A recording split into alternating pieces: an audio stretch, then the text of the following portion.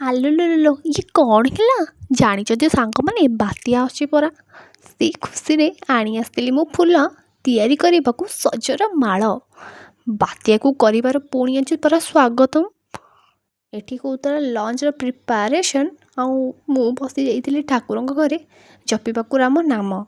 ଯଦି ଆପଣମାନେ କରିବେ ମୋ ସହ ଲଞ୍ଚ ତେବେ ଜଲ୍ଦି ଜଲ୍ଦି ମୁଁ କରିଦେଉଛି ଏବେ ପ୍ରିପାରେସନ୍।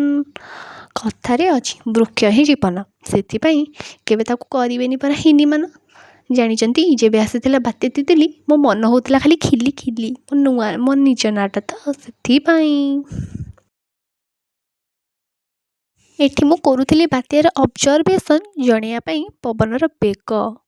ଆଜିର ମୁଖ୍ୟ ଖବର, ପବନର ବେଗ ପୁରା ଥିଲା 500 କିଲୋମିଟର। ନା 500 କିଲୋମିଟର ନାହିଁ ମୋ ଫୋନ୍ର 500 MB ଡାଟା ହିଁ ସରିଯାଇଛି।